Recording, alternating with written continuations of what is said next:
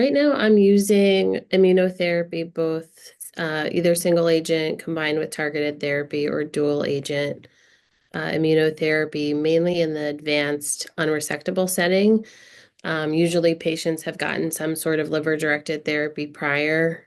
If they come in with more localized disease and have subsequent progression, but I typically don't use it in the neoadjuvant setting or in the adjuvant setting without evidence of progression following liver-directed therapy. I don't think we have enough solid evidence for that.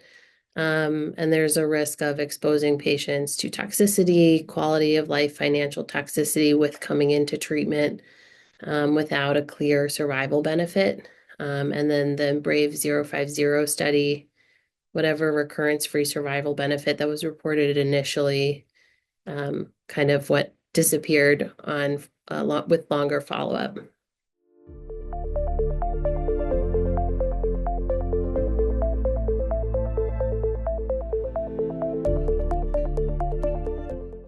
That's the hardest question. I don't think there's a clear answer. A lot of it, like you said, is based on physician preference, patient characteristics. I think patient characteristics is the biggest thing that I consider.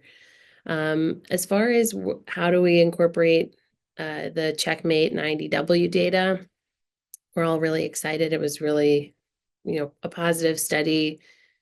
The control arm outperformed the historical control, which was interesting. And I don't know if that's from patient selection or just better or modern management of cirrhosis.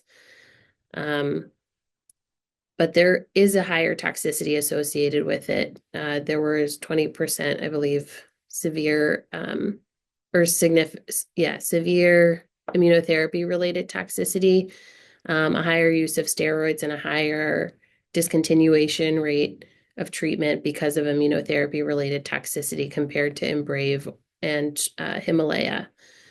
So, which patients are kind of, you're exposing them to that increased toxicity risk? I don't know who the ideal patient is. I think we're figuring it out. It's still new.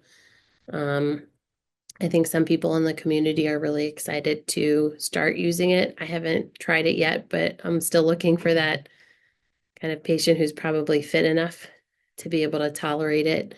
And we still don't know, especially with immunotherapy in general, the same question existed for Himalaya, and that I think is still unanswered, is who are the patients that are most likely to benefit from immunotherapy and have that durable response. It's obviously not everybody, but there's a subset of patients who really benefit from immunotherapy.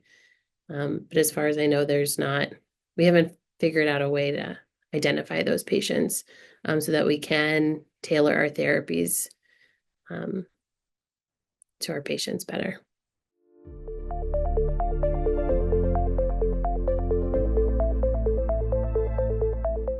I know there's some tumor markers that are not used in the US that have been suggested. I don't know if they're used in Asia and Europe or just in Asia. That people are starting to look at circulating tumor DNA. Some people use the tumor marker AFP as a stratification, but we really don't have enough evidence right now that we can apply clinically. I'm hoping, all of these studies collected a lot of correlative samples, and I'm assuming they're doing that research to try to figure it out. I think it's all proprietary, but hopefully we have some evidence from those studies soon that we can start to kind of tease apart who do we think the patients are that should get dual agent immunotherapy because they're more likely to benefit, and that, taking on that potential risk of higher toxicity is worthwhile because we're more convinced that they're likely to benefit.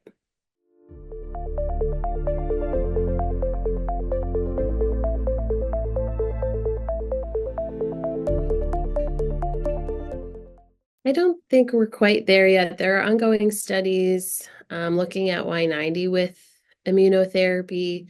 I think those are more relevant to a US population where we're, I think, overall using more Y90 than TACE compared to Asia and likely Europe as well. A lot of the studies that we have here about adjuvant therapy use TACE. So, and there's already a question about generalizability to a US patient population where we see a large amount of our patients are not white or Asian, and they're really underrepresented in major phase 3 trials in the HCC space. So that compounded with the use of TACE, I think it's less clear how generalizable those results are to a US patient population, especially if they're not getting TACE and they're getting Y90 as their liver-directed therapy, is unclear, but that data is ongoing now. I think the Emerald-3 study is looking at Y90 with adjuvant combined therapy, including immunotherapy. So, and I think what is an appropriate endpoint is always a good question. There was the initial recurrence-free survival benefit with it on the Embrave 050 study. And I think a lot of people were hesitant to use it, including myself, because there wasn't a survival benefit.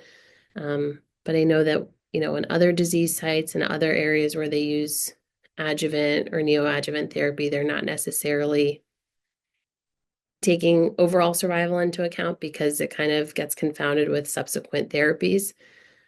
So I think these are big questions that a lot of us have. We don't have a clear answer for. But I think, another big point of discussion as far as adjuvant therapy is identifying kind of the highest risk patients. And again, that patient population that's most likely to benefit where they're not already cured with the local therapies. And they're at high risk of recurrence. And some of the subgroup analysis or data that was available from Embrave 050, it didn't clearly tease apart those patients who, I think we haven't done a good enough job of defining or identifying who those high-risk patients are. And I don't know that we have all of the information to be able to do that right now.